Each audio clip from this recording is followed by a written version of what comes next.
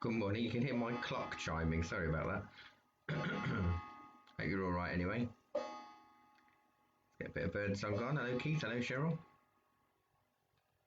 Hope you're doing okay. I've dug my other camera out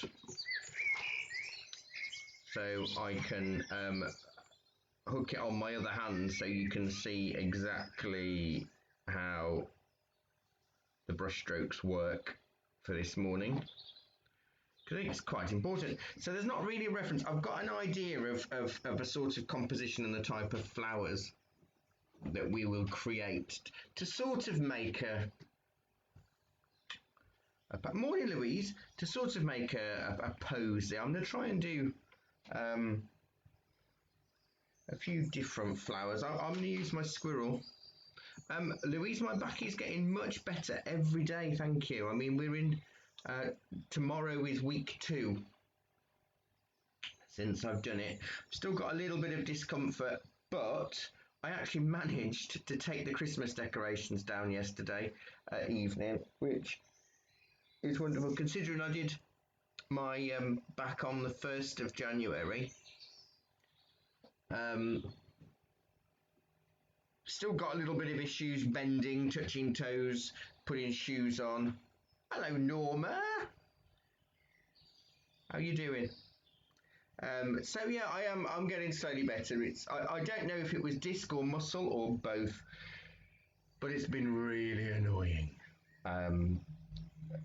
So it's nice. I'm trying not to push myself really, which is really hard, because the minutes that I feel, or the hours that I have pain-free, I get up and do everything, and then I get more pain as a result. So, you know, it's difficult, isn't it, to try and get a balance. So I'm just going to use the one brush. Good morning, Clemmy.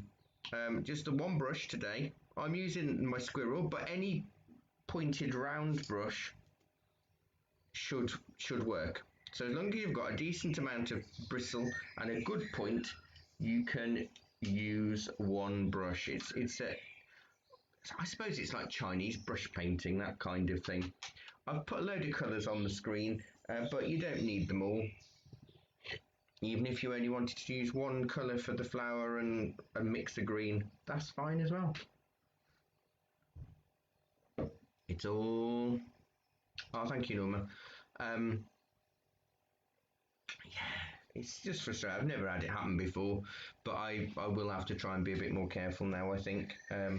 Basically, I think I just sent my back into a 2-week spiral of severe pain and spasm, because I was bent, hunched over in one position for half an hour, picking stuff up off the floor. And then as soon as I stood up straight away, I think it sort of like set it off. You don't think of having to do warm-ups, and if I was doing exercises, I suppose I'd have to do warm-ups, but, you know, just doing housework, I'm not going to start doing flipping warm-ups for you. You can't be joking. So yeah, it's quite a different exercise today. So it is more of an exercise. So don't worry if it doesn't work out how you want it to, because it's all about the techniques today, which is really important. Morning, Janet. So there's nothing to draw, because we're going to just sort of go for it, really. Some sort of like rosy things, maybe, some sort of daisy things, and some sort of little floral things. Where these will work really nicely is if you make your own cards, or struggle with gifts, and you don't have to put them all together. You can just do the one flower and a leaf and a petal or something. I don't know. You can really mix it up and do all sorts of things. And it depends how loose you want to go with this. You can go loose so all of the lines merge together and give a more of a free style. Or you can be a bit more careful with it. Morning, Marie. Oh, I've just got the door being knocked. Hang on one second.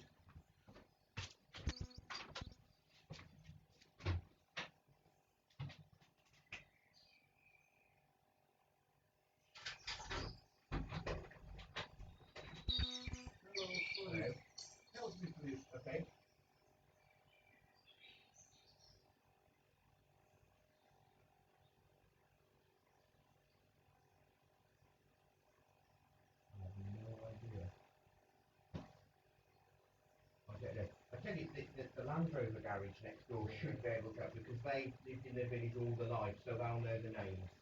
Okay, sorry.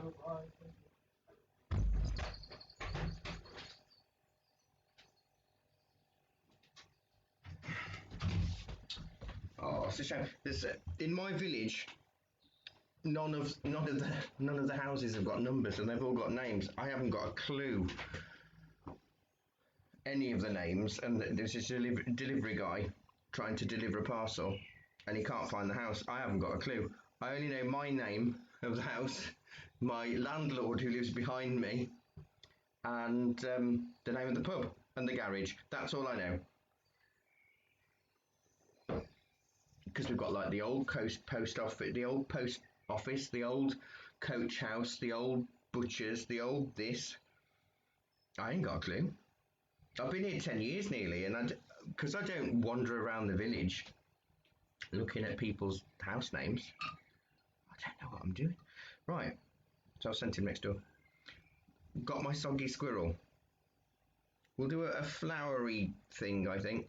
I think I'm just going to go with crimson to start with. So you need a lot of paint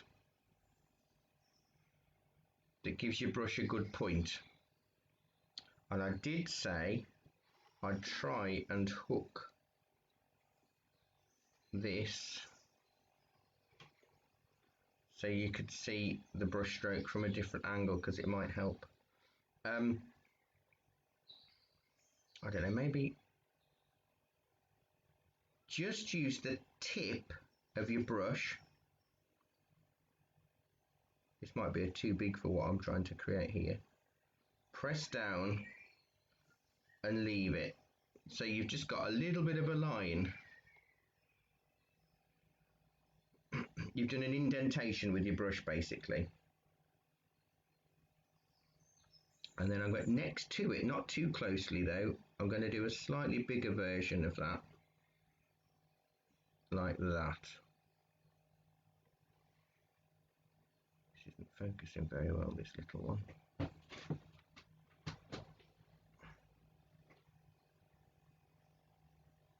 But then I want to do a large one, so less pressure, more pressure, less pressure. Now my colour is going to run a little bit because I'm on a slope. You can see my tiles already run down massively.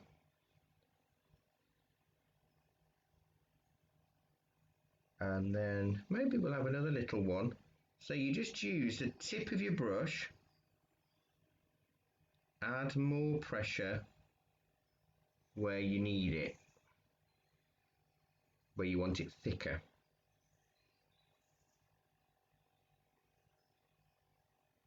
Thicker is good. And some of these might merge in together, which is okay. Then I want a nice big one. So we're going to go lots of pressure and then take the pressure off. Now you can see it has merged with that one from earlier, but that's all right. Gosh, these paints have totally run now. I'm going to do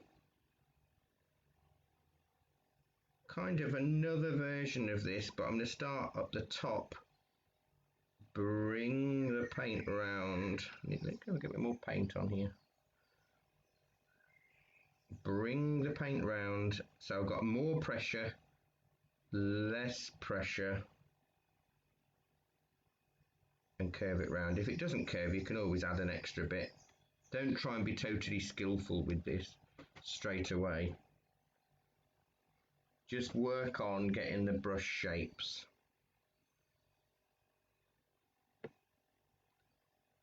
Because it's quite fun to do once you learn. So you can see here, hardly any pressure, lots of pressure, hardly any pressure. So it's a bit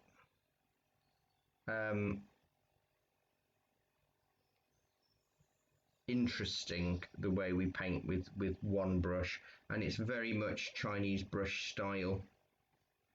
So tip of the brush, as you bring your brush down you add more pressure, as you take your brush away you take the pressure off again. We'll do a few of these, we'll do a few of every sort of flower that I can think of, just so you can work out how to do it. And then if we bring another petal around, less pressure, more pressure, less pressure,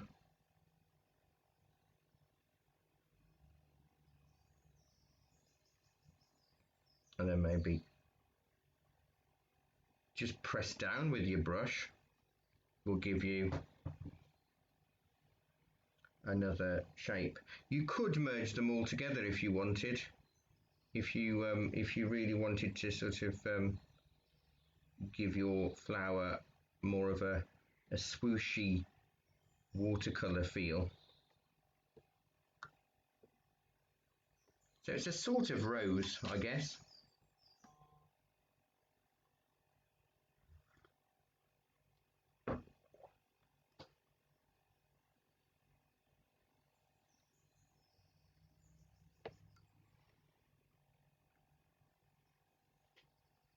And we'll do 3 of these, I reckon, but we'll do them in different tones to give you a bit of an idea. It's always good to start with the middle with something like this, purely because it gives you a hub to work from, and then you can build out. So you could turn your paper for the next one, but we'll be fine. I don't know if this extra little camera is helping or not. I'm struggling to keep it still. I can't get it close enough or rested enough to try and get the detail. But it is all about brush control. Do you know what I might do? Let me pull out a little bit of this crimson and add a pinhead of ultramarine.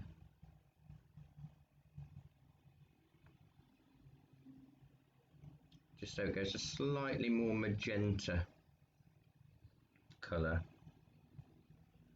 And we'll do another version of this, I reckon. We'll have 3 fairly central. So I'll have my other one facing that way. And if you remember, you just had a view of my window. There you go. Let's get it on the actual picture.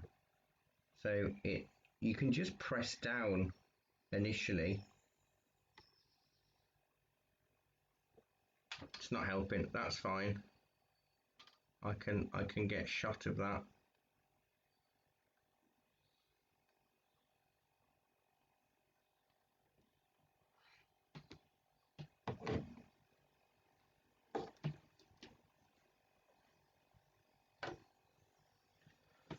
So a little bit of a press.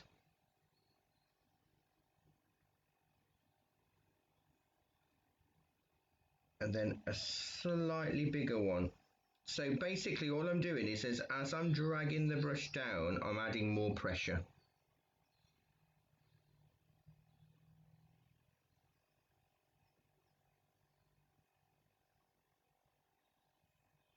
And to be honest, with this sort of brush painting,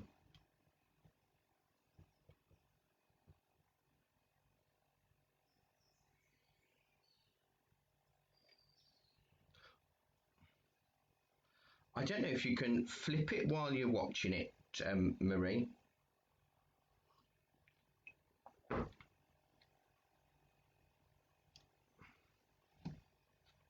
Yes, I suppose it would be different if you're left-handed. I've never tried painting left-handed.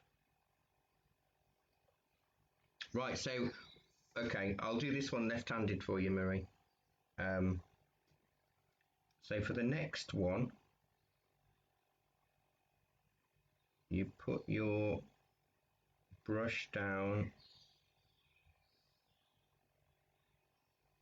and take off the, I think I need to make it a bit thinner there. So take off the pressure so it wraps around a little.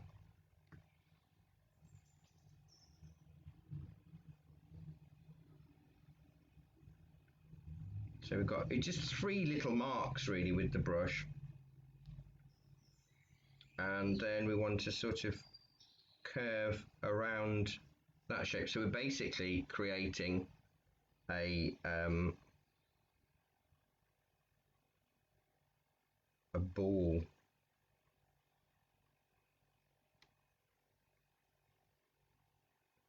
What you'll find is you need a lot of paint on your brush. So yeah, when I go one way with a left-hander, you'd need to go the opposite direction. I think that's the best way of working it out. So to do the next big petal, I'd press down and go that way, but for left-handed, you'd probably find it easier to go around that way, but I lose a bit of the point there because I haven't got loads of paint on my brush. So go the opposite way. It doesn't come naturally if you're left-handed to go that way, whereas it's always, for a right-handed person, it's easier to go from left to right. But for a left-handed person, I appreciate that doesn't always work. So maybe I'm just going to do, I will try and go left to right with this one, with my left hand. So I'm just spinning the flower, bit like a honeysuckle at the minute. I'm going to put another little dot there just to build up the picture.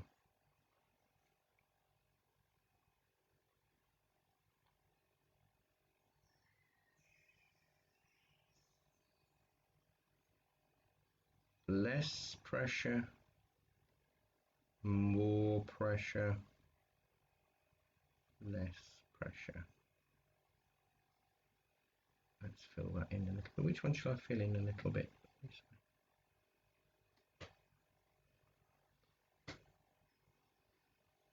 Is that helping, Marie?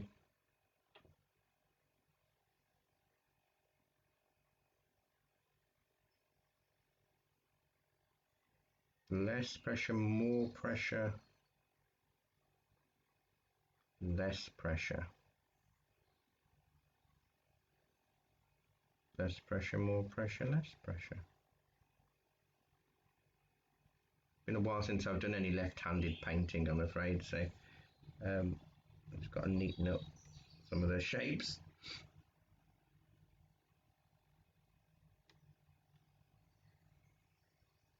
Maybe I need to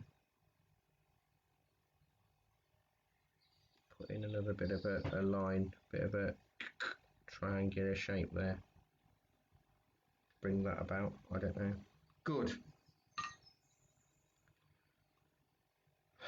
Yeah, that is the thing, and you forget when you're right-handed. It's so natural to go left to right, but when you're left-handed, you go the opposite way.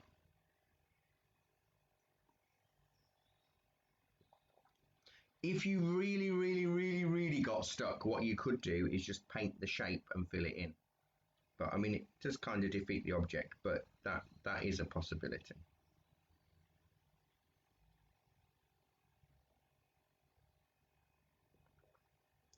So it's all to do with pressure. Now you may find that this flower is really hard, but we'll do a sort of daisy, we'll do one more of these sort of roses.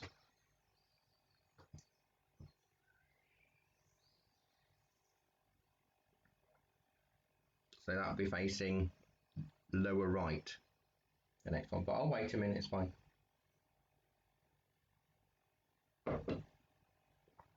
I'll have some tea.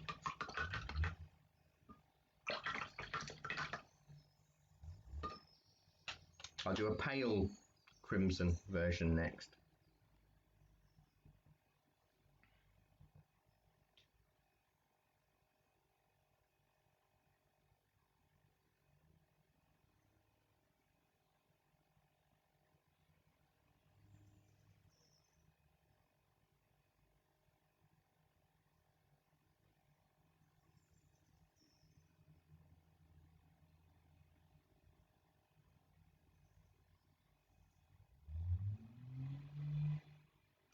The other thing you could do, Marie, actually, I've just had an idea, is if you've got a mirror, have a mirror upright and then reflect the iPad in the mirror. Maybe. To see it backwards. Just a thought.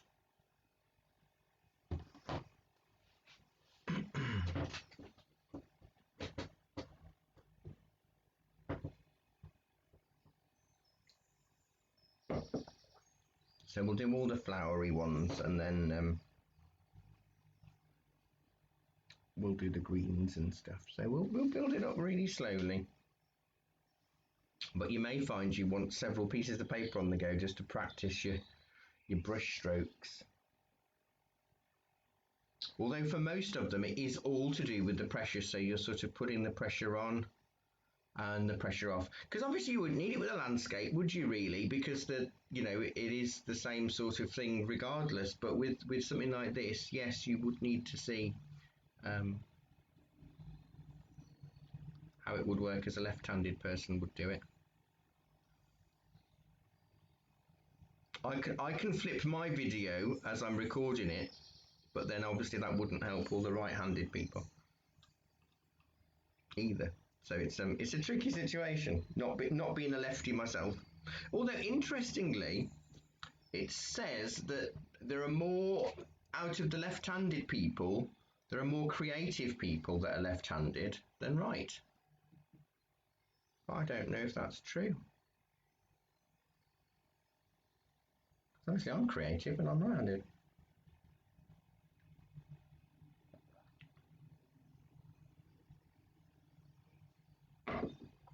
I don't think we've got any lefties in our family.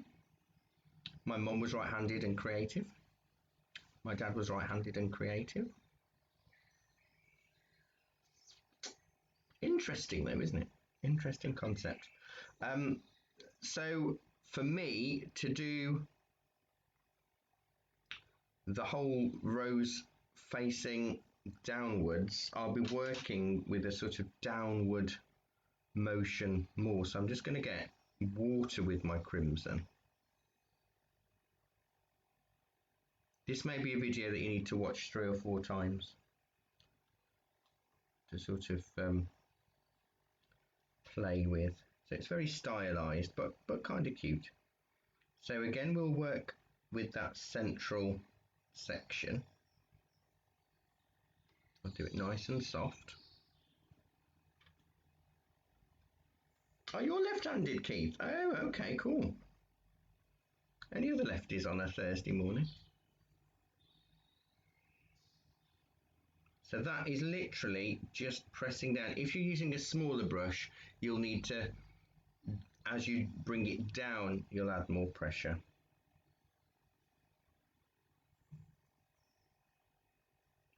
Next one slightly bigger. Now that's touched, but that's okay.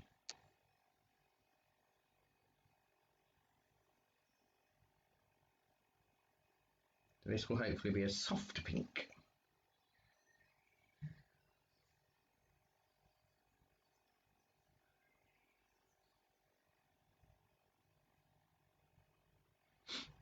I used to be quite ambidextrous as a child. I had a talent.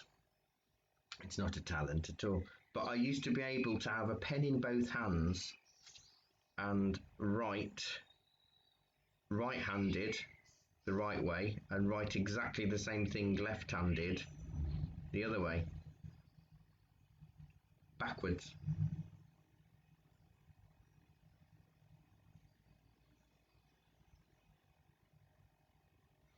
Yeah, and again, that's what's fascinating, Marie, as a right-handed person,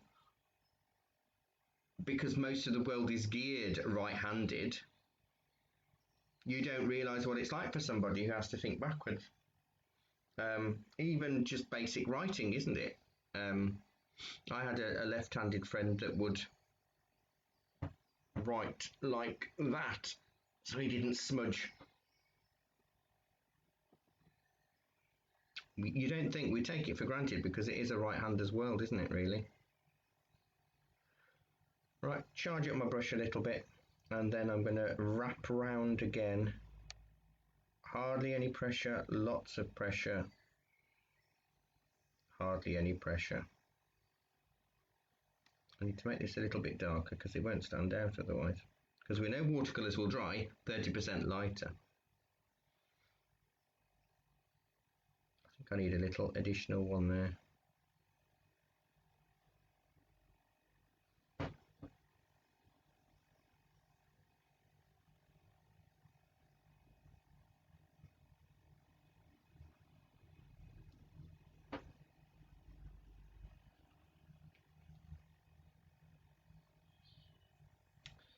But you're not left-handed then, Louise, but you're really creative, aren't you? You're always making and sewing and painting and doing.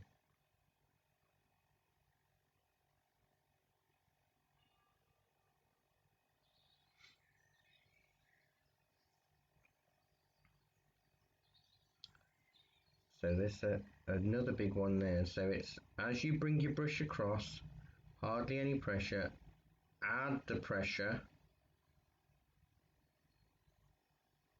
take the pressure off. Let me put a bit more paint on there so you can see.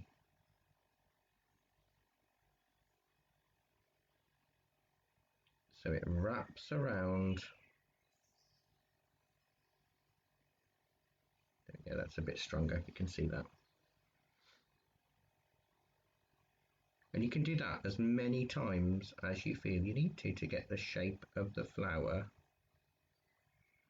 you want. And you can make them big and curved.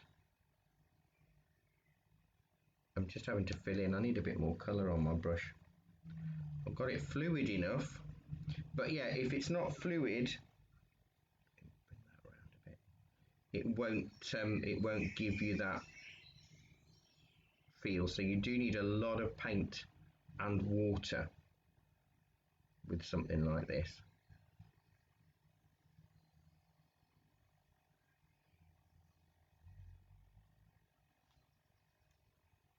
But you might find other flowers easier if you struggle with this one. It just takes, everything's practice, isn't it? You know, that's what I think. If it's the first time you've done something, it's not going to be a walk in the park. And we've sort of been coerced into believing we need a brush for everything. Or if only I had this special brush that does long branches, if I only had this special brush that does tufts of grass, if only I had this special brush that does rounded trees, if only I had this special brush that does spare trees, if only I had this special brush. Well, you know, the great masters certainly did all right without all of those brushes. So it's just learning how to use the tools you've got. So this is just a brush exercise, but hopefully we'll get a little floral posy at the end of it. So I'm going to come over the top line, pressure, no pressure. Let's just fill that in. What you'll find is as I'm running out of paint, I end up with a blob where I take the pressure off, but that's all right, we can cope with that. Underneath, no pressure, loads of pressure, no pressure. I'm using standard watercolour paper, but because I'm leaning on it, the grease off my hands doesn't help.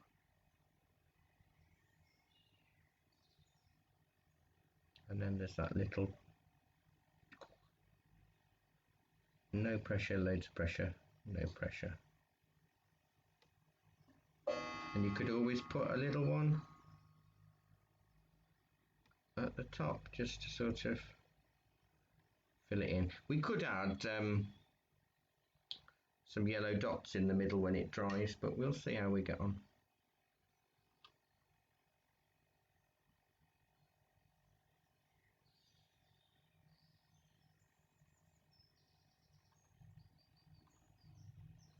Oh no, that was terrible, wasn't it? Where people are forced to paint or draw or write with their non-dominant hand just to fit in. I mean, we find that with the calligraphy pens and stuff. You know, there are left-handed nibs now, and there have been for a while, but they're still not widely used.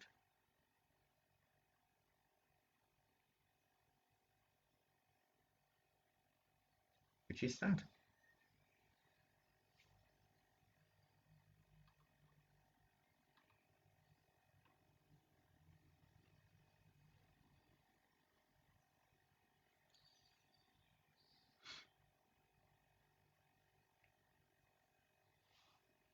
Okay, so we've got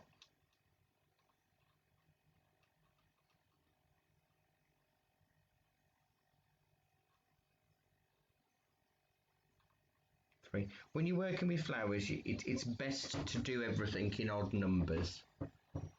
It's the same as when we stick trees on a landscape or something. Odd numbers work better for composition.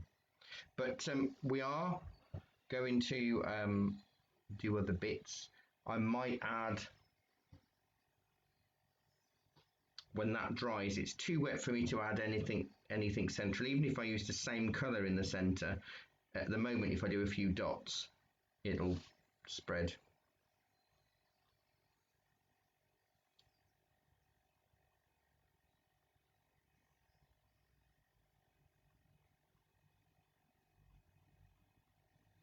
No, I suppose not, Keith. No.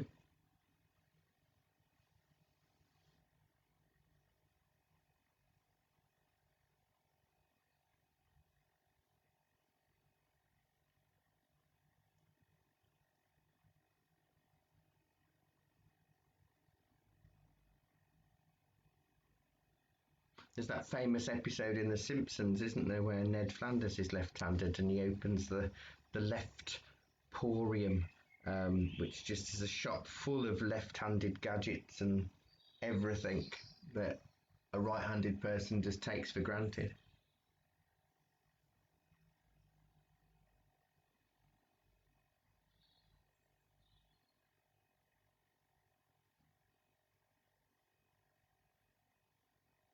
My geography teacher was left-handed, and when you tick work, you sort of tick that way. He used to tick all of his that way, so his ticks would be mirror images. Mr. Bertram. Funny what you remember. Not that I got very many ticks in geography. I was rubbish. That's still soaking wet. I haven't got a hairdryer down here. But what we'll do is we'll have a little look at sort of daisies, sort of coloured daisies. I don't know what they're called. I'm not great at flowers, I'm afraid. I just think if something looks pretty or something doesn't look pretty. But we'll do some daisies, and you'll probably find that better. Are they, Marie? How funny. I think it's probably easy though, isn't it, to tick that way than that way. Again, it's going right to left is easier for a left-handed person, whereas left to right is easier for a right-handed person. So with the other flowers that we're going to do, well, with this next one, I'm going to use a bit of cadmium red and water. So it's still a sort of pinky red, but it's a different colour. So this crimson is a purple-based red,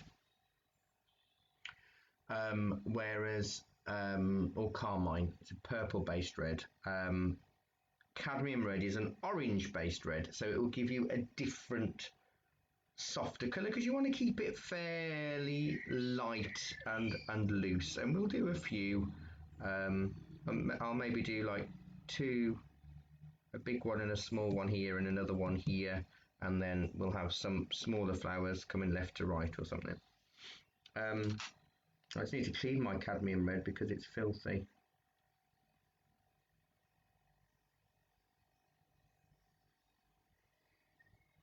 You can see it's more of it looks more of an orange. Well, it is an orange-based red, but you can see how much more orange it is compared to the crimsons that we've just been using. And this is really, really fun. You'll find this a lot easier, hopefully. I'm just going to do lots of little dots. And if you notice, look, put my hand underneath my wrist to keep my pressure off.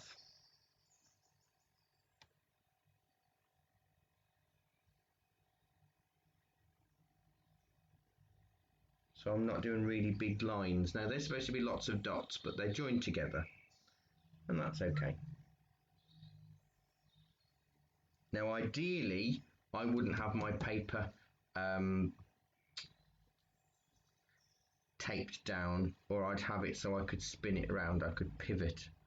But for a class it's a bit more difficult if I do that. So really for this we want petals, I don't know, about 1 inch long, and then all we do, not right from that centre, we go in with no pressure, add pressure, take off the pressure. So we start with no pressure, add pressure, take off pressure.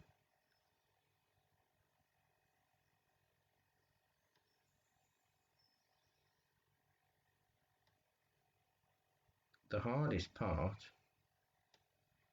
is getting all of your petals same sort of length, but actually it doesn't matter, because if you've got them longer this way and shorter that way, it'll look like the flower's facing that way, because you don't want them all to face you, you know. I'll show you what I mean. Naturally these petals are getting sort of stronger pinks at the edge where I'm taking my pressure off. Can you see that? There, look.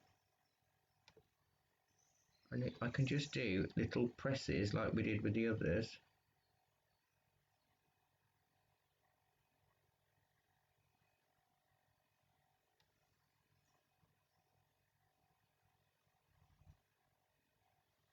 And we've got a daisy. I will do one facing. Where should I do that one? I'll do that one. I'll do that one here. Lots of little dots. I'll try and get this one underneath.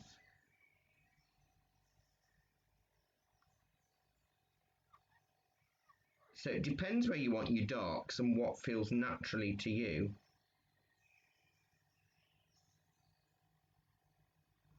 Because remember, wherever you take the pressure off is where the lighter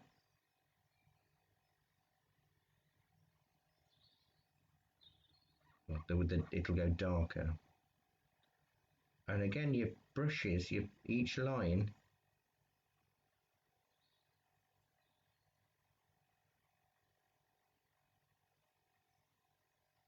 and this is happening a lot stronger because I've been leaning, and it's just the oil off my skin that's sort of trapped the surface.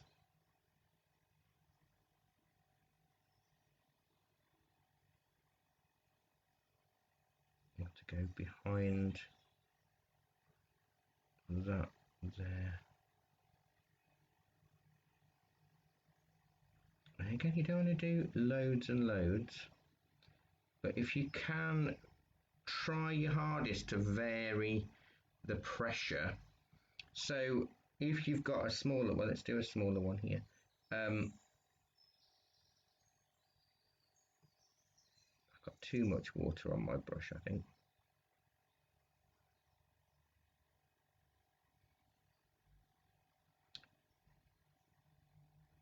See, if you put too much pressure on, you get a very thick blob. You want to sort of bring it out. You might find leaning on your wrist really, really helpful.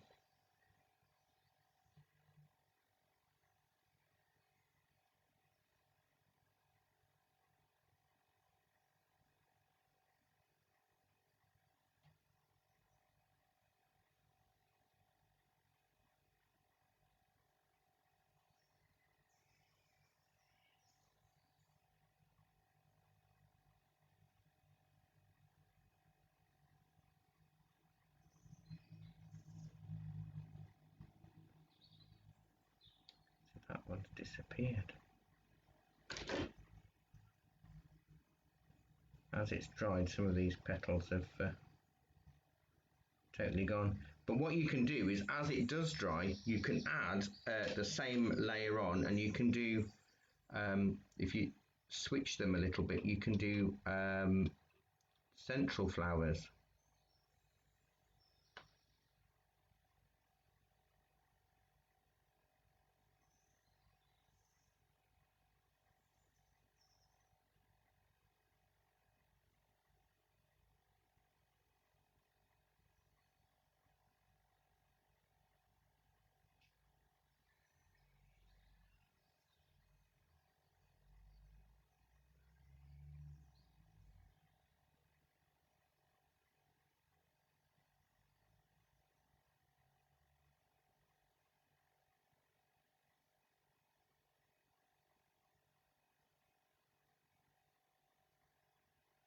On my little mini screen, the colours look really quite psychedelic. They're not. They are more muted, but they have come up more vibrant.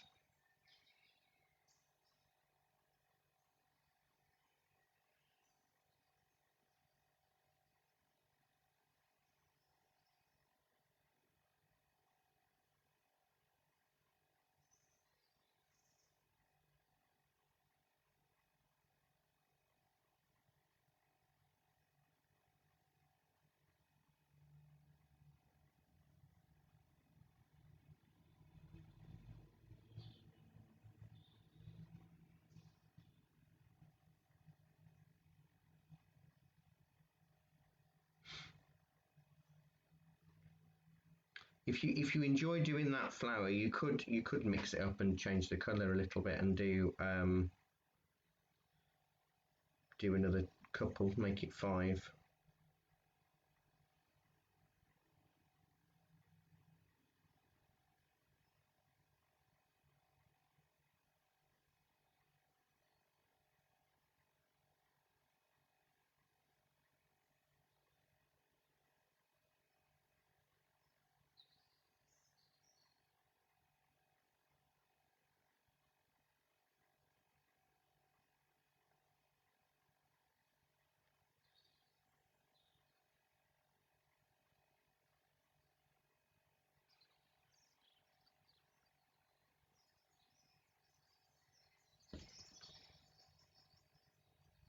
I want to keep it fairly soft and pastel. Although I think I'm doing it pastel. I've just checked on my phone to see what it looks like on the screen, because it seemed to lag a little bit here. So I wanted to check that you were still getting the same sort of feed, and it really does look neon.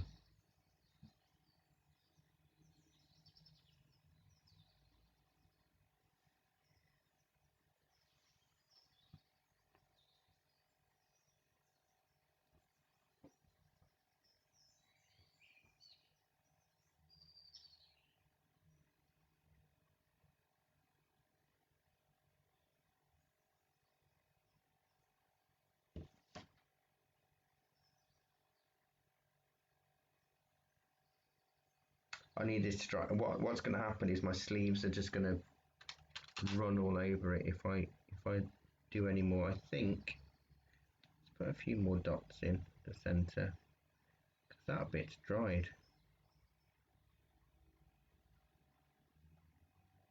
That one has. Do you know what? I think we'll get a cup of tea now. Give us a chance for everything to dry. Then we'll do some small petal arrangements.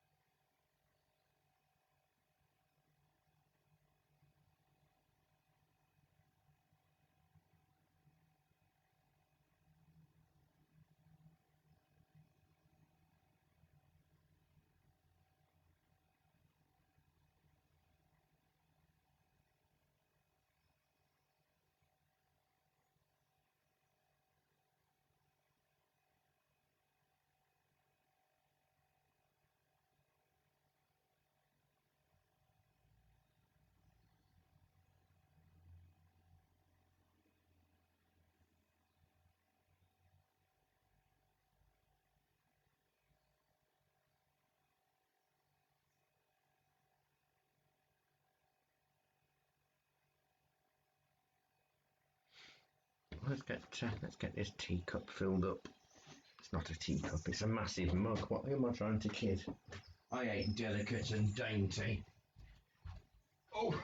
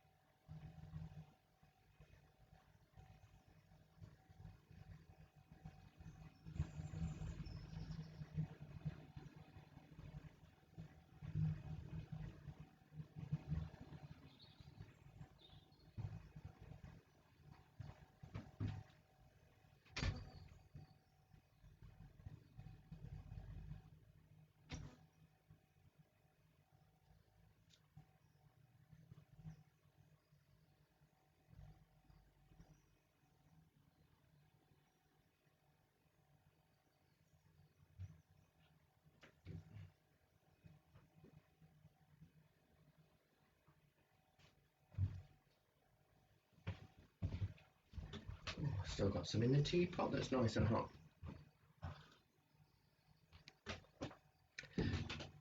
I'm glad you joined actually today, Louise, because I thought this was your kind of thing.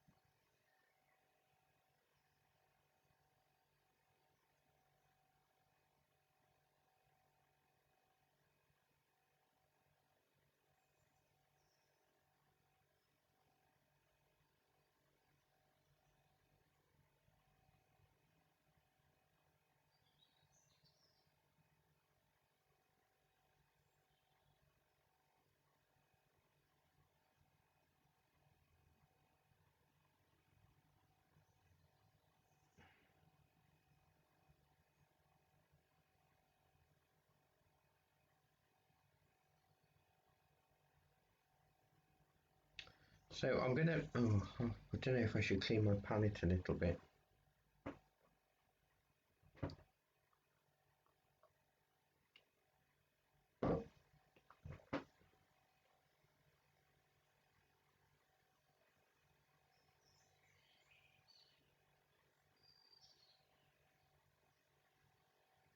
Do I? No, I think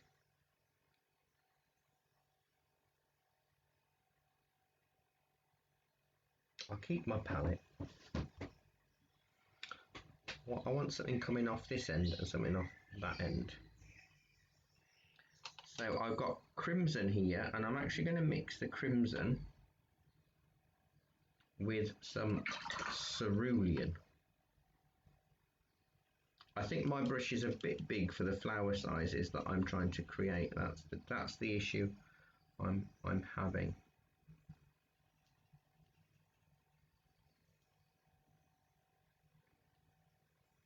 Cerulean or phthalo blue will give a nice mid purple. I don't want it to be like that one. I want it to be slightly different. Maybe a bit more blue. Oh yes, something like that. Perfect. Not going to mix it thoroughly. And we're just going to do 4 petals per flower. And I'm going to do that just by no pressure, lots of pressure, like that. You could do it the other way around, but I find it easier to work from the outside in. So we've got a big rounded base of a petal. So I'm basically just sort of pressing down with my brush to give me four petals and a bit of a gap in the middle, which I can add some yellow to.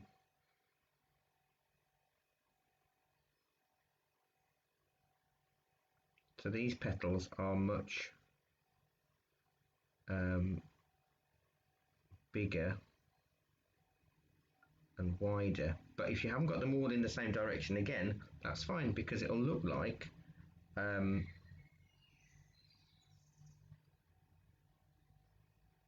they're going off in different directions. It would help if I wasn't such a leaner on my work, you know. And if you wanted it less angular, that's easily fixed. You can just take the pressure off just a fraction.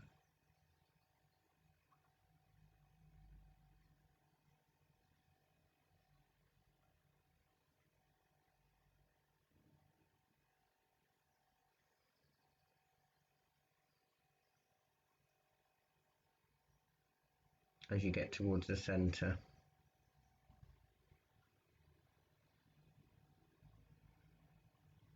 And we'll do a few little buds, which are just dots, by the way.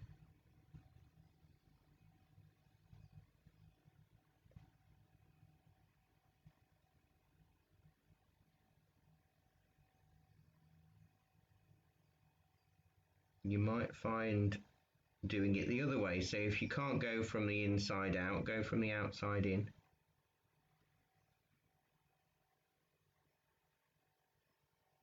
Or vice versa. See the difference? So if you go from the inside of the flower out with your pressure,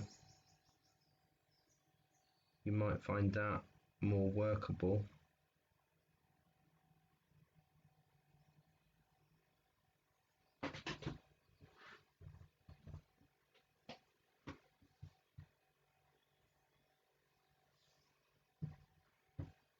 I've got a hair in the middle of my brush, which is creating lots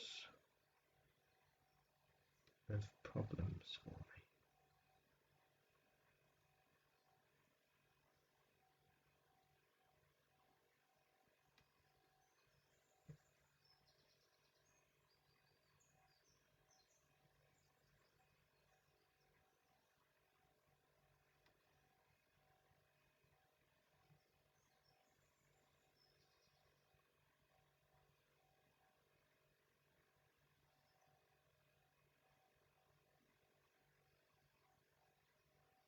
See, if you twist your brush, you get a few. Let me throw a bit of pink in here again.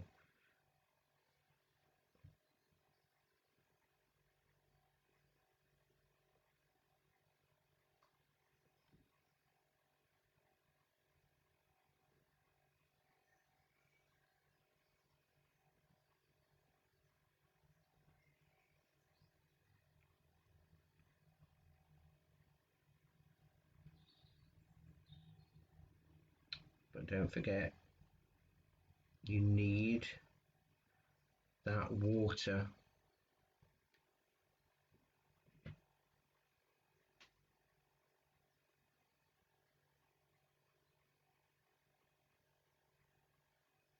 On your brush, you need it fluid. If it's not runny, and you haven't got a point on your brush, then it won't work as well as it could. Can you see what happens with my brush if I haven't got enough moisture on it, enough water? Is it stops giving me nice rounded edges and it gives me more jagged edges.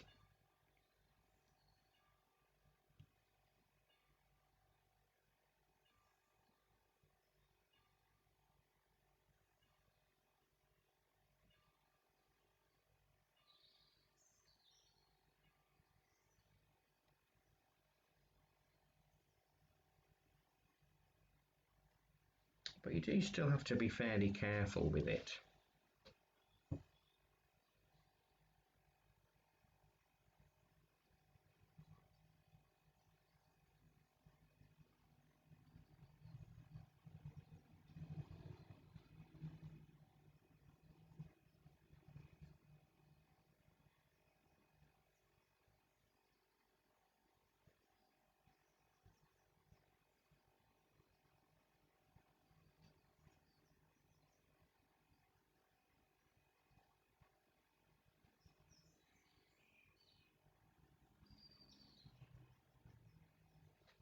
Keep topping up your paint and keep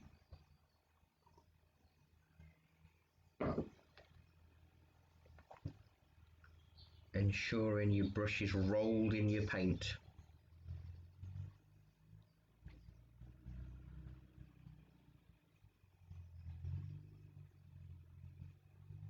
Doing a really interesting watercolour this afternoon.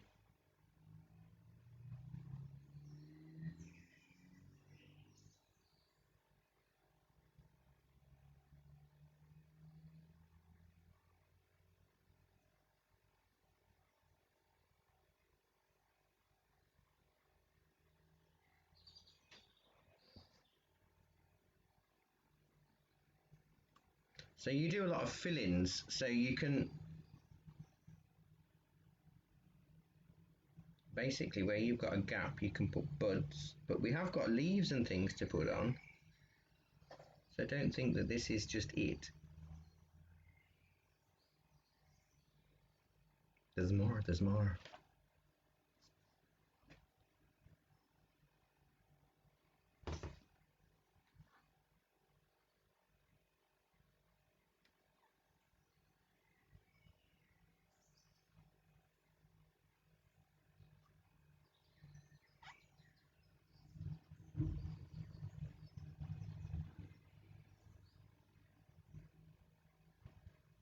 Trying to do the flowers in clusters.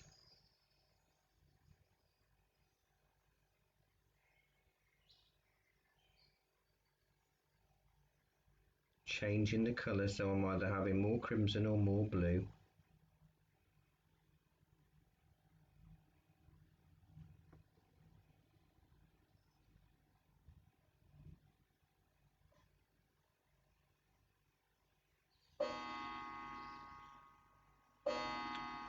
$11 bongs.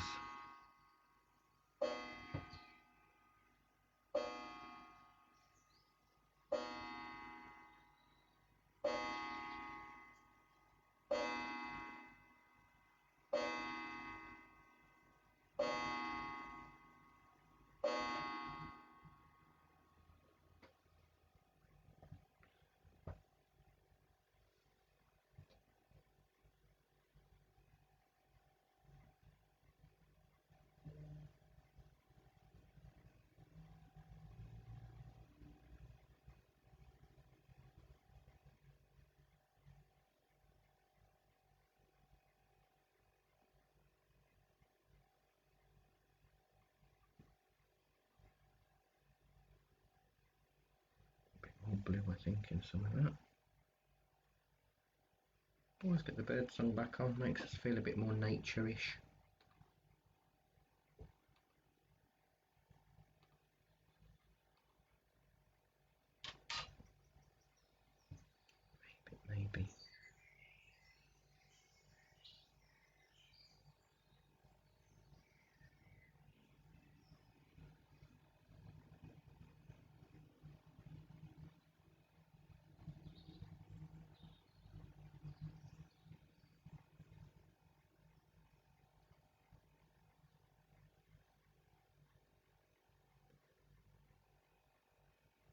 So yeah, you do want to be as fluid as you possibly can with these. The more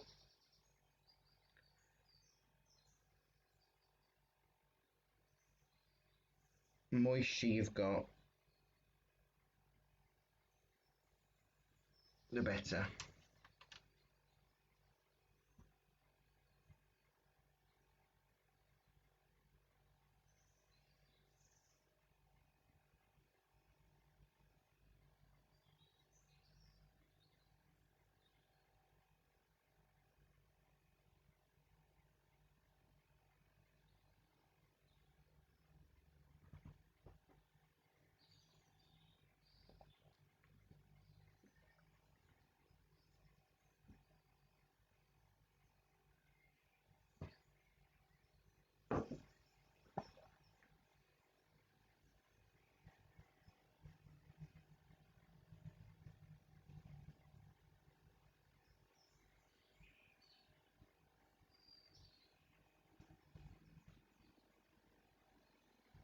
Could always use a gel pen as well. So for some of those centres that have not they've filled in a bit too much, I'm going to use a gel pen and do some white dots in them.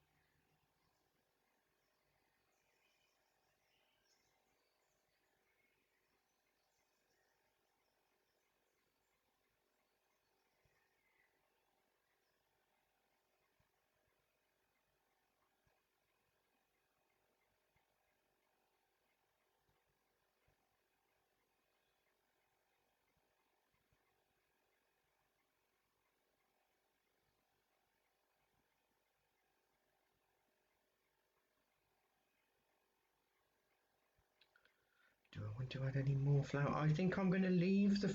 I'm going to leave the flowers for a bit.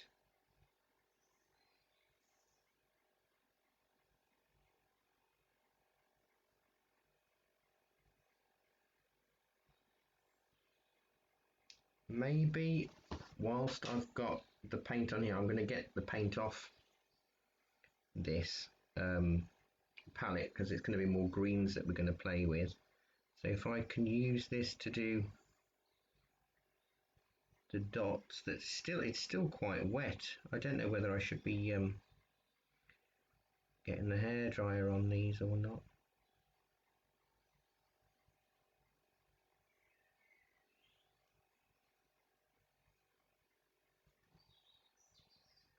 See, I've already, yes, I think I will need to get that. I'll have to run up and get the hairdryer on, I reckon, because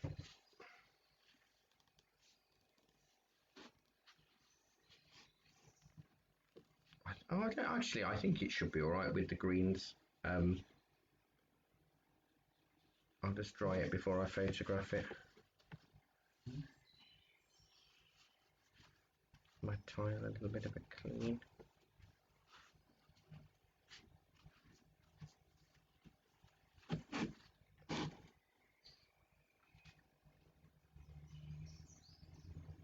So we're going to have a few sort of like frondy leaves going in that direction and maybe something in that direction, and then lots of fill-in leaf shapes. What is interesting is leaves and petals are basically the same. It's just the colour and the organisation of them. So if it's green, our brain is trained to think, oh, that's a leaf. But I would probably with my big scrub brush that I'm using, I would probably be doing something twice the size.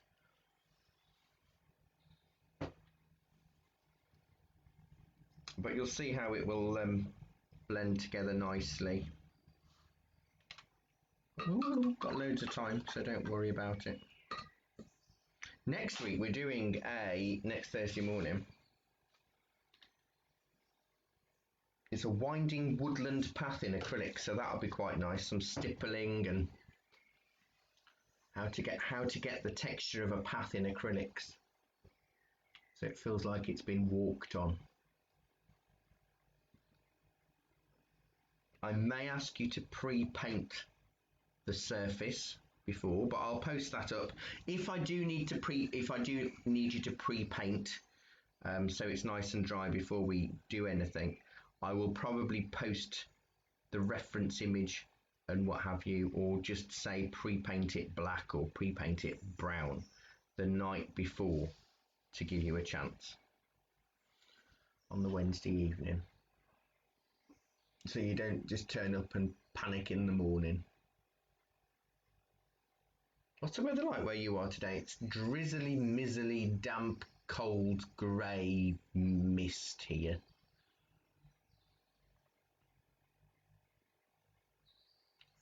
And I always worry, because I'm not in the shop, I always worry about the shop roof because that leaks like mad. I lost quite a bit of stock yesterday when I was in over the tapes and adhesive section where a new leak had sprung. It was a really expensive tapes as well. Never mind. Maybe one day I can afford to rent a proper shop of my own rather than renting a lean-to at the back of a cafe. One day.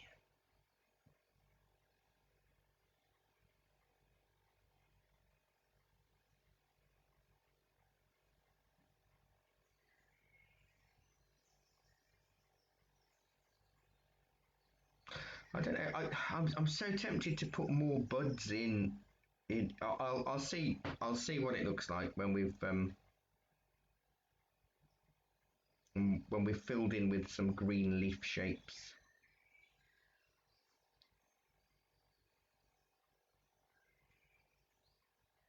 Now those are dry. Let me see if I can find my gel pen.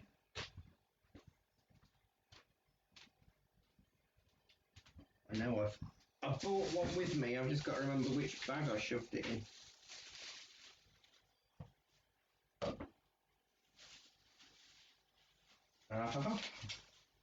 Got it. Now, what I love about these gel pens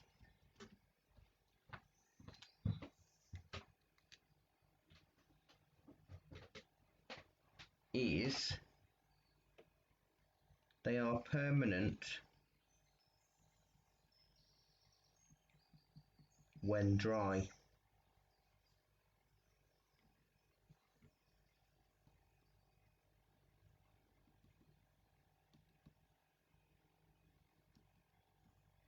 So if I wanted to, I can't put them on the wet bits, but if I wanted to, I could let it dry and then add yellow or something.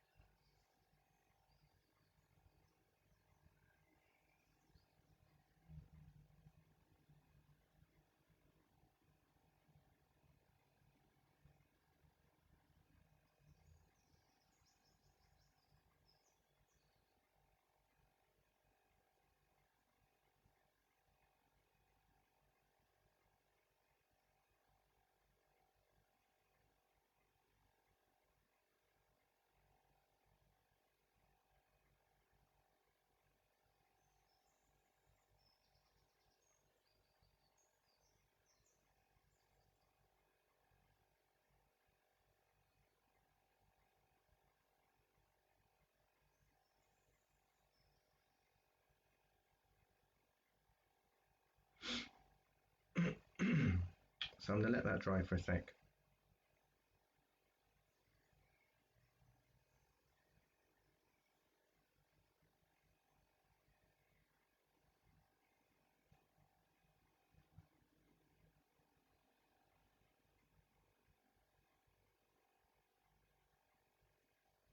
We must be under the same sky and the same bit of cloud, Marie, I reckon then.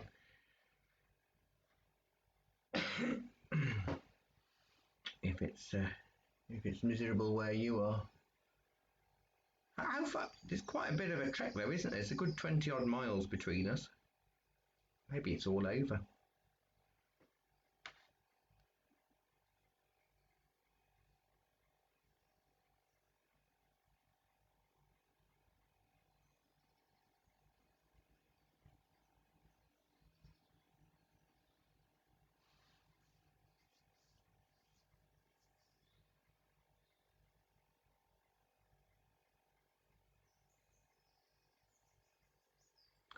Just wanted to dry a little bit before I mix a green. The green's going to be lemon yellow and ultramarine to start with. It probably looked very psychedelic on here. And you're in the opposite direction, Louise, so yes, it must be Oxon and Northants wide. So for this one, I'm going to do like a frondy thing.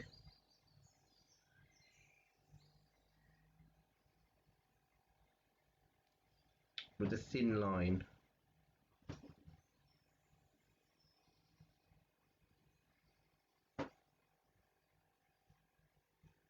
Yes, I know when I dropped some stuff off you, it was about a 40-minute drive. So when I brought you some supplies.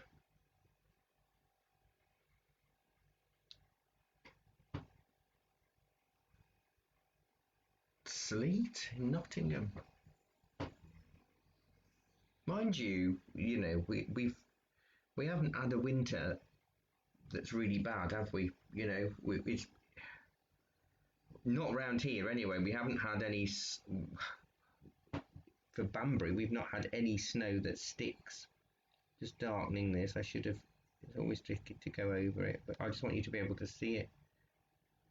So this is basically the same sort of shape leaf as the daisy petal. So I'm going to go from the outside with pressure, take pressure off, and then attach.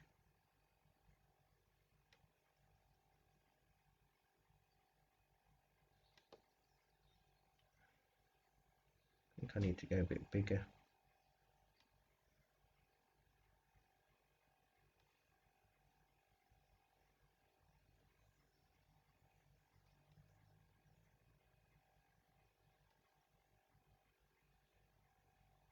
Paint around. I've got the fluid, but I haven't got the colour today. It's better.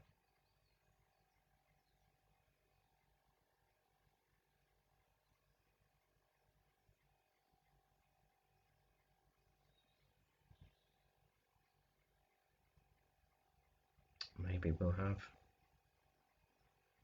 another one. Now, honestly, you can go in or out, but I find going out inwards a much better fluid feeling personally. I find I've got a bit more control, but it really is whichever way around suits your sort of style.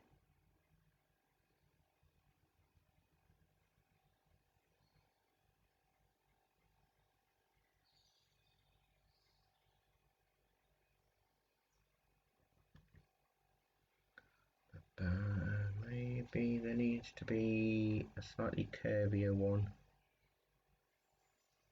coming in there.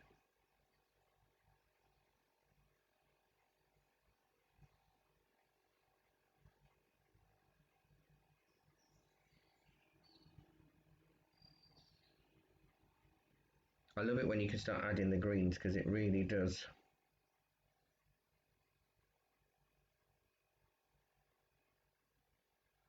fill in beautifully. and you can overlap or go behind.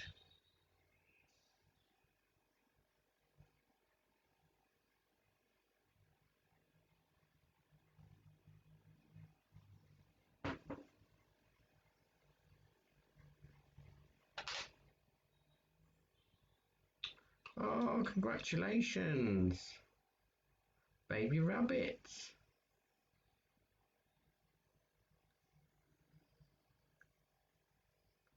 Well, they know best, don't they? Do you know, I think I've seen people say that they've got daffodils out.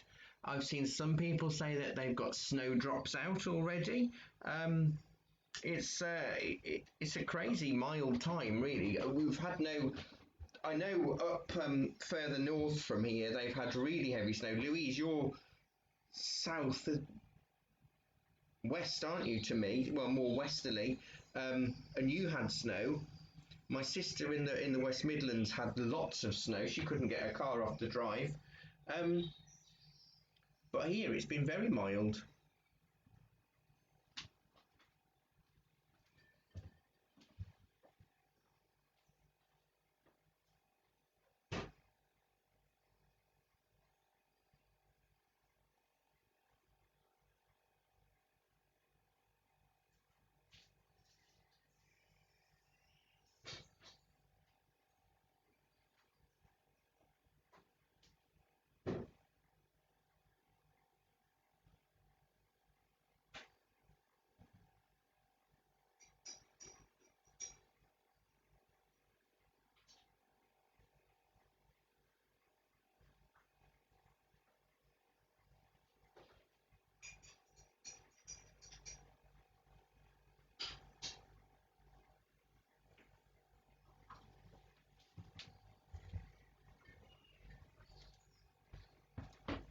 Don't forget your drinks. My tea's gone quite cold. Mm. Oh well, it'll be fine. Now I'm going to add a little bit of cadmium yellow to that green.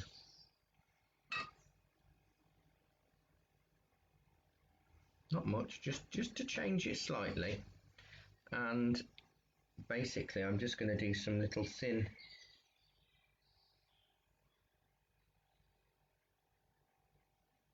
lines.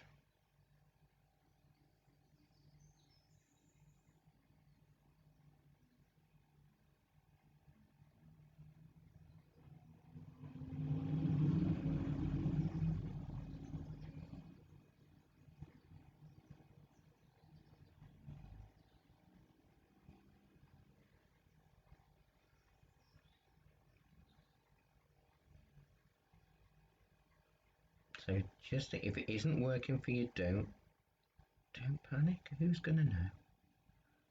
Nobody's going to know except for me. And I might not even know if you don't share it.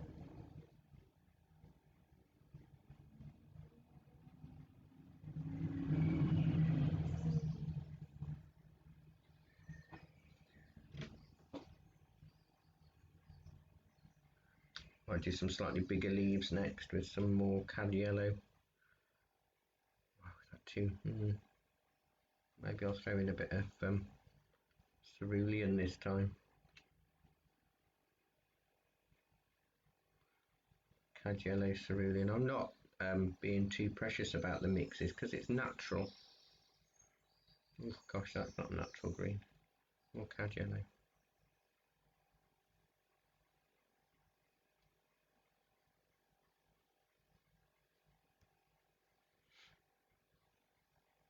And we'll do a few extra leaves. Now I'm trying to keep it nice and light, but obviously it really does depend on what you want to do.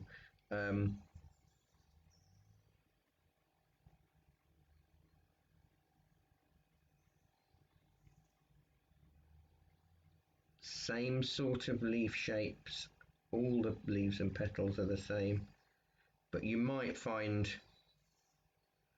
I'll have to sort of like sneak one there around that petal. You might find that it again you prefer to go more pressure, less pressure, more pressure going in or out.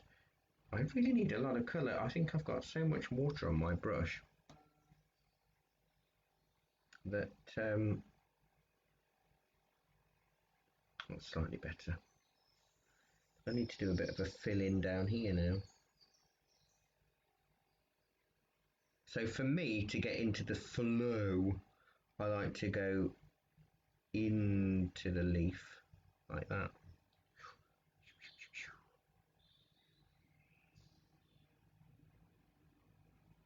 But again, for this one, because I needed to get into the shape,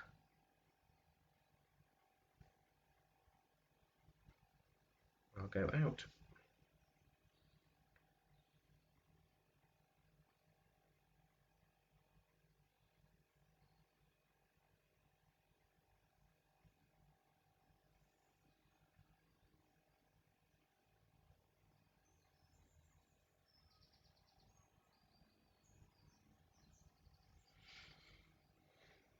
So what I do is I start looking at balance and see, have I got enough stuff? I don't feel I have enough variation in this side. It's too spaced out. I think I might put in a little bit of magenta flowers or something, little buds, just to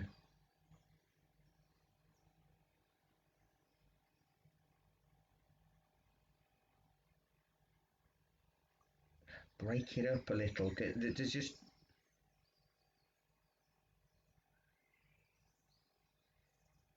I want to bring up the colour a little bit more here.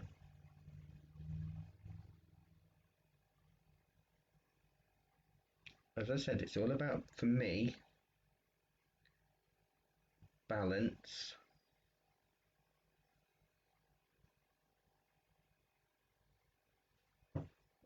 And changing up what I see and do.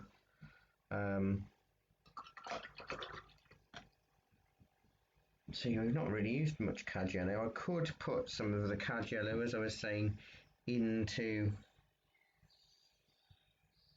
those purple flowers on top of where I've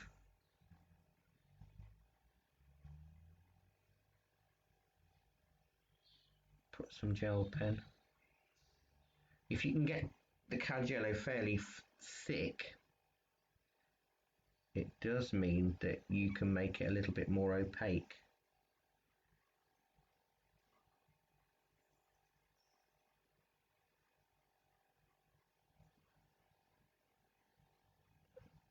Because we're not after photographic realism at all. It's a very stylized image, but it can be quite a nice thing. I need to stop leaning on everything because I'm spreading my leaves.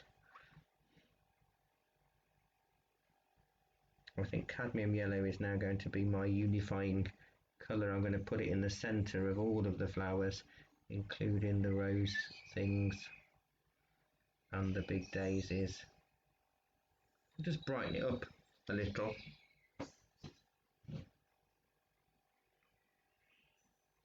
I think that's quite effective now. I don't think I can do any more to this. I mean, I know normally we finish at 12, but I'm going to have to just rub out this bit with a damp brush.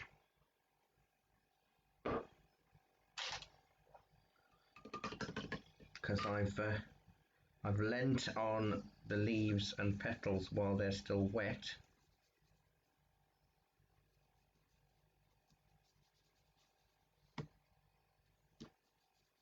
And created a bit of a print. But what you could do though, with your gel pen and stuff, if you wanted to, you could sort of again stylize center vein lines in some of these leaves. Just, it makes it much more contemporary, much more design oriented.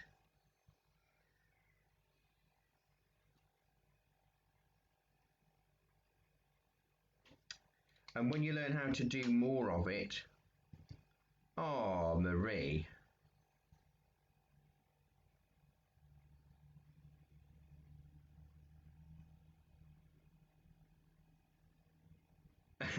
But it is practice. But yeah, I think you're right. The more you do something like that, the more you'll be able to see the end results before you've started. Um, so yeah, I can see the end of it in my mind's eye. But there's nothing stopping you now you've got your practice techniques in. There's nothing at all stopping you from just doing borders, because you could do a very simple border with foliage all the way around something. Um, you could use it for all sorts. It's extremely saleable, and what I mean by that is there are people constantly looking for backgrounds and borders online that they can use. And funny enough, something cropped up yesterday or the evening before on Facebook or Instagram where you could buy for $20 100 digital watercolor flowers and leaf designs. So they're like this, but with a transparent background, so you can overlay them over your work or put them under work, and do all that kind of thing for blogs and vlogs and website designs and all of that kind of thing. So they're really in at the moment. So I didn't plan it to be like that. I can't judge what's going to be in fashion in the design world, but you can see how it works and you can see how it's done. That's my landline ringing. Nobody has my number except for my mum, and she died 4 years ago, so it won't be her. How weird. Nobody rings my phone. Never mind. I'm not going to answer it. It'll be sales, won't it? If that's the case. So yeah, you could do. I tell you what would look really nice with this method, and I haven't. Oh, do you know what? I'm going to do it. Let me peel this off.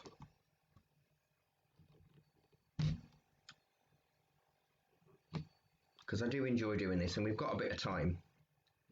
I like to give you your money's worth. You know that. You know that. Right. So let me get a shot of that for a sec.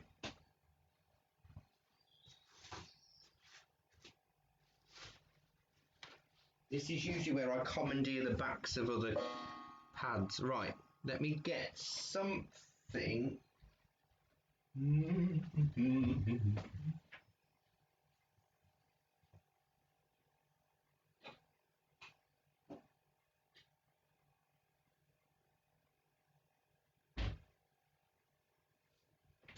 I know what. Okay, let me grab a pencil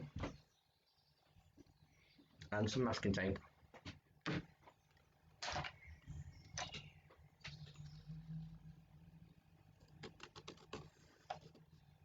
There's a circle.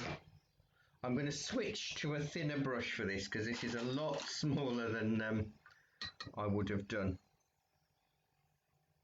So this is a number 4 round. It's lost its point a little, but that's okay.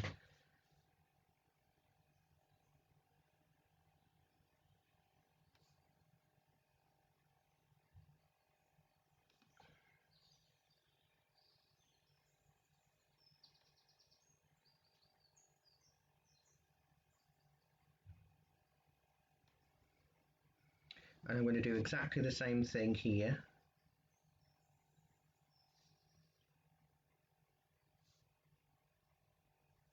Now you've got to imagine that this is a sharper leaf.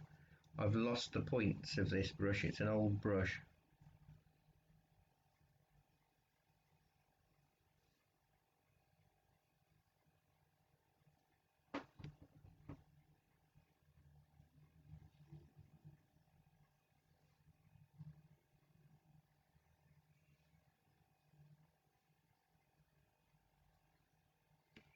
going to turn it round. I haven't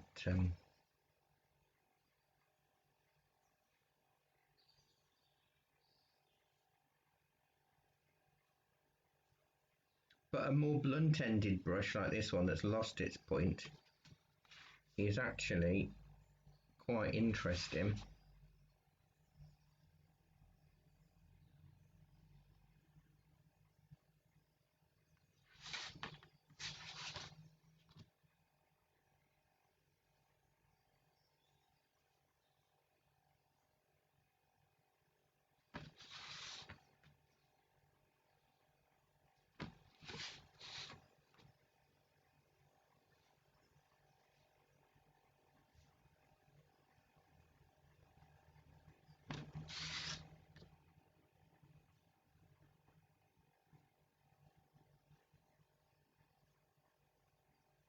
I'm not doing them all exactly the same size.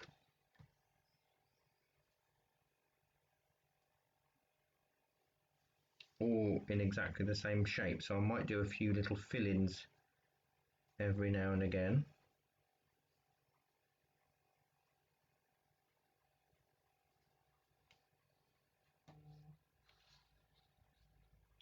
And then I might tweak with a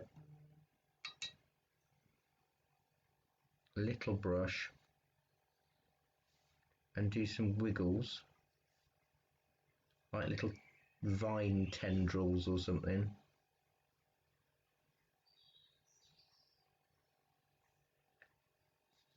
I'll show. I know some of you aren't digital or anything, but I want to show you what you can do with something like this as a little add-on.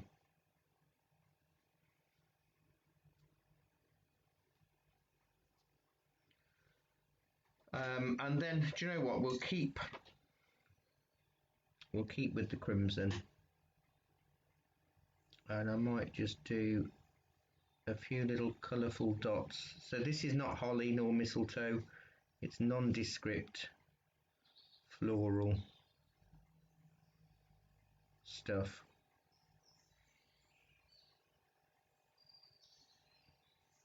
Technically this is now not one brush because I'm using two.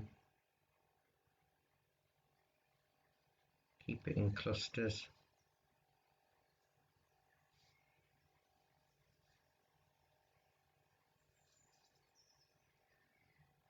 Something like that.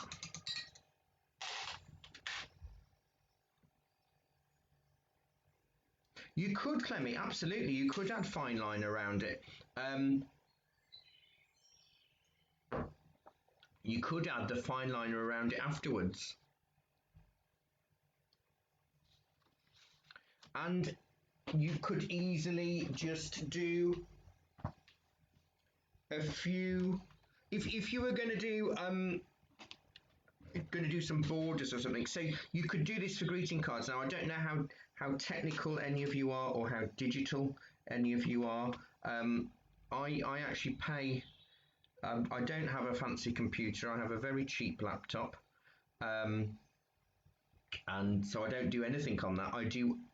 Amazingly, I do all of my digital stuff on my iPhone. I've got a series of apps by the same company, and I pay £60 a year for it, but it's video editing. It's basically like an iPhone Photoshop kind of thing, and I appreciate for a lot of you it doesn't make much point or sense if you don't need to do that kind of thing. But for me, in my line of work, it's crucial for creating posters and all of that kind of stuff. So I can take a photograph of something on my phone, and I can then make the background transparent and save it as a PNG, which can then be used to overlay. It stays transparent on everything. So if I wanted to do a nice little border, just a corner piece, I could go with something like this, maybe.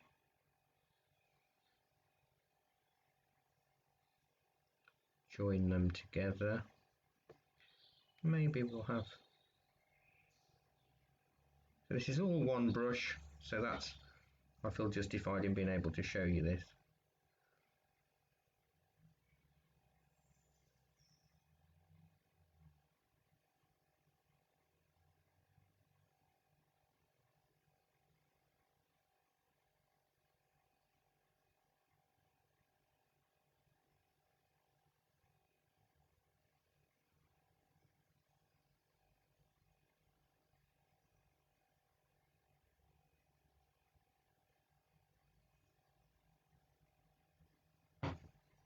Something like that. We'll add a few tendrils because it makes it a little bit more interesting. I like a tendril.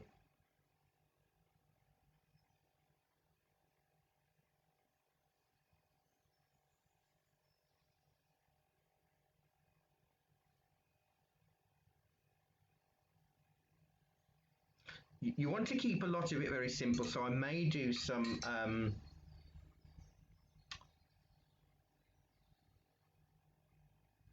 white gel pen lines in the foliage.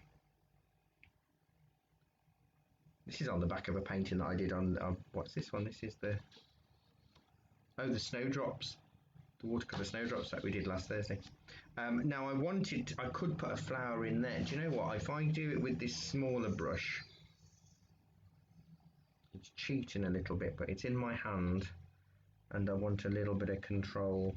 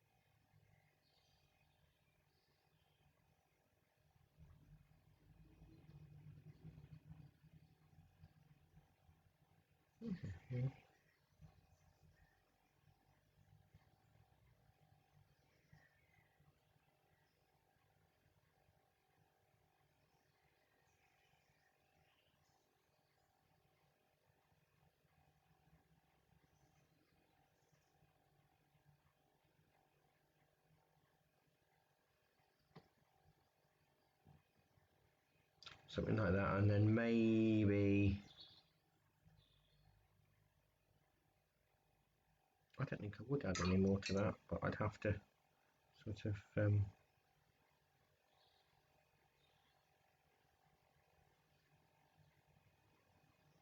just keep it simple. And then I could sort of either go darker with these lines,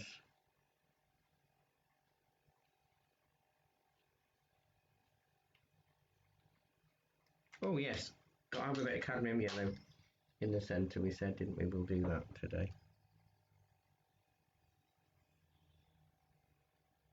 Okay, so what I can then do, I'll just show you the whole process. You might not be interested, I don't know, but I'm going to show you anyway. Right, so let me take a photograph of that. Right, so I have a photo. I'll open it in my special expensive app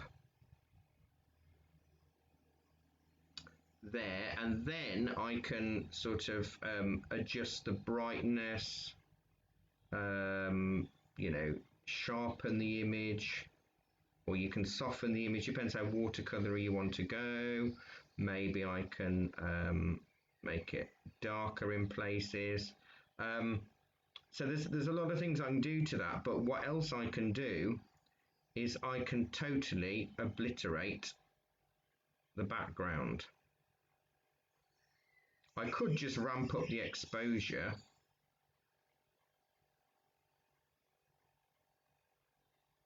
Just need to move this a bit closer to me so I can actually see.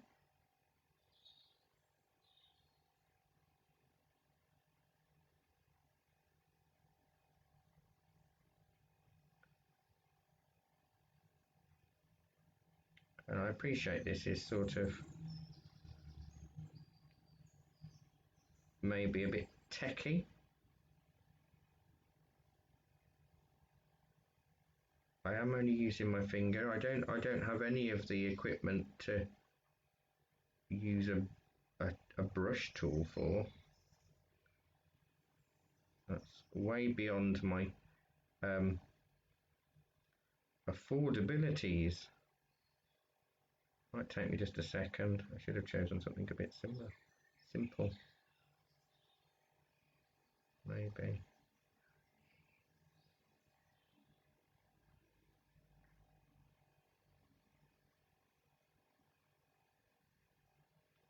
But I can zoom in and get fairly close. So if I'm taking photographs of something and I really need just an element to superimpose over another thing, maybe it's stock, or maybe it's a composition. I had a Christmas commission of 4 dogs, and the dogs were all separate photographs. So to make it work,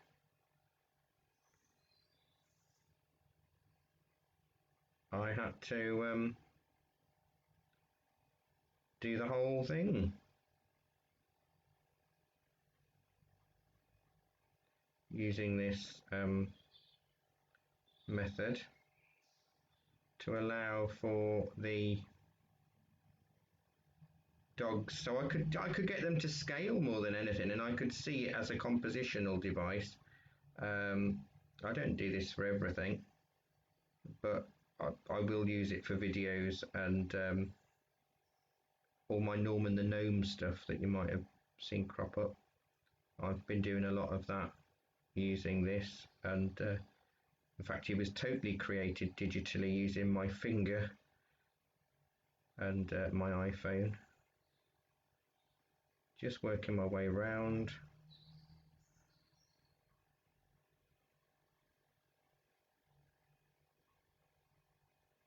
As I say, it might interest you, even though you won't ever probably do it.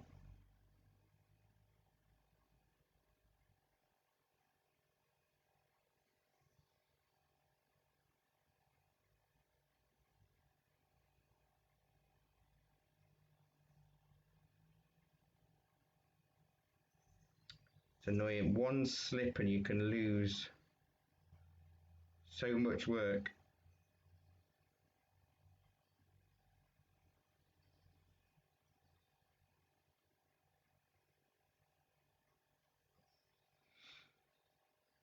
Nearly done, and then you can have a look and go, oh no, I don't want to do that.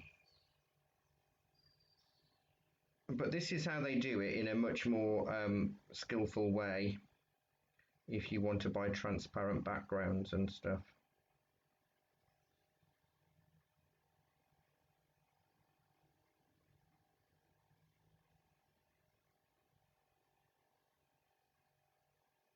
So I'm just erasing the background by hand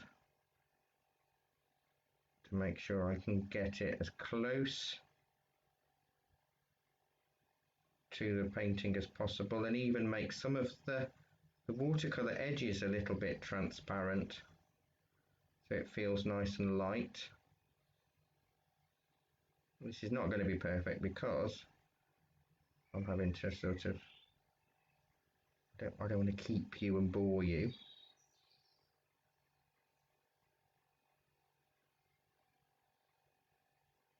But you might find it interesting because you might be wondering, well, how does he do that? How does he, how do these artists do it, and all that jazz. The app is called PhotoFox, Louise, PhotoFox. And I love it because you can overlay text, but that one app itself is only about £30 for the year. But I've got it in conjunction with their other apps that they have, which is there's a video editing software tool and all other stuff. There is a free version of PhotoFox, and you can do a lot of this with that. But I needed it a little bit more. I needed a slightly better version than the free software.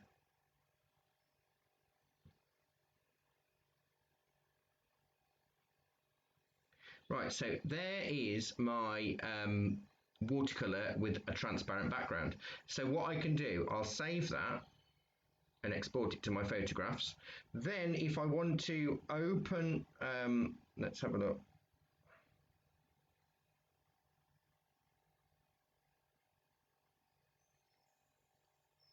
I know this is going to look a bit weird because I've already changed it a lot, but if I open PhotoFox, I'll discard that maybe.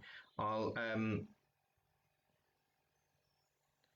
create a new piece. So I'll go to the canvas, go to A4, and I can choose sort of like a watercolor paper effect, and then choose image, find that, and then this is all over. If I wanted to change the background paper, I can, and it just makes it really nice and transparent. It takes a lot of work using my finger. If I've got an iPad and one of the fancy pens, but what it does mean is I can add that as a border. I could also, let me just shrink that down. If I duplicate it, I can have a top and bottom border.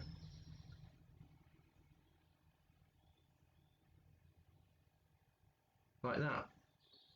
It's really cool. I can make that still transparent. I can punch it up and what have you. So this is what the app looks like. It's called PhotoFox, so I can't zoom in. PhotoFox. Video Leap, Motion Leap, and Light Leap are their other apps for changing skies on photographs or adding a video and adding some animation. So for all of like the shops and my art and the old, because I run several other accounts as well. They're really useful for creating like still videos with a couple of movements, because videos get higher ranked on social media than photographs now. So if I can make a photograph into a 6-second video, it will automatically improve who sees it. So there's behind the scenes with the social media. It's hard work doing a social media post nowadays, but the idea of me just showing you all of that is that you could then take a photograph of that, enhance it, delete the backgrounds, and you could create your own cards. On PhotoFox, for example, I've got a wide range of fonts. So let's write happy birthday. Oh, if I could spell. There's no spell check on this, so it is very much well, do you know what? Let's go sideways like that, and let me choose the font. My favorite font, you'll see it on everything, is the calligraphy font. Let's keep it white, but I'll add shadow.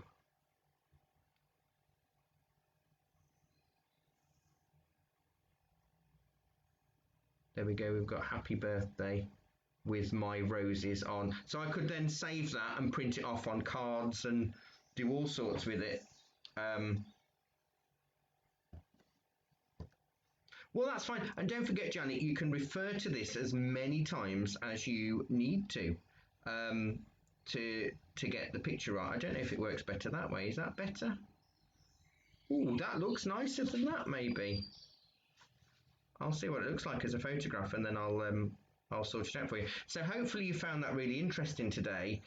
Just using one brush and watercolor, you can use the same techniques as we've done big and do it much smaller, and then use it. Oh, that is interesting. I think it all depends on what your your viewers like. I'm talking merely from a social media point of view. So Instagram and Facebook are geared to, as a business, for business accounts like mine, they are geared to automatically increase the views on who will see it if it's a video, even if it's a vague video, more than a photograph. But obviously, it still depends on your hashtags and all of that kind of stuff. But so yeah, as a company, Facebook and Instagram boost secretly videos more, but it doesn't really matter. Oh, good. I'm glad you've enjoyed it. It's something different, isn't it? But you can see what you can do. You can just imagine that as a greeting card. That would look lovely with something handwritten in, borders. Whatever you need to do will work well. So next week is acrylics, and it's a winding path. This afternoon we're doing puddles in watercolour. Tomorrow afternoon is the King's Men Stone Circle in watercolour. Monday morning is Misty Derbyshire Dales demo in watercolour. Monday evening is puddles in watercolour. Tuesday evening, snowdrops in acrylics. Wednesday afternoon, an aloe vera plant in pencil. So next Thursday. So yes, the Art for the Anxious classes. I don't know if you've noticed this in the listings. I've set it up to make it easier. So the first Thursday every month is drawing. The second Thursday every month is watercolour. The third Thursday every month is acrylics. The fourth Thursday every month is random, which it could be gouache, it could be pastel, it could be charcoal, it could be any oils, it could be anything that we don't normally use. So week 1 pencil, week 2 watercolour, week 3 acrylics. So if you only want to learn certain media, I've made it easier for you to know that that's what we're always going to do. So thank you so much. I'm glad you've enjoyed it. It's one of those that can go either way with these lessons, because it's really hard to teach brushstroke and brush control, because it's all to do with practice. And hopefully I will see you at some point, but I can't believe it's already Thursday. So have a really good week ahead, what's left of it, and a good weekend. Hopefully the weather will change so you can actually get out and go on your walk and something. Oh, well, it may not be currently beautiful at this time, but it has potential, Marie. It's all about the potential. So that would be really lovely. So thanks so much for your company and your time this morning. I do appreciate it. Thank you for keeping me in baked beans and Jack Daniels. I do appreciate it. It really does help, especially at this Diolch yn fawr. Yes.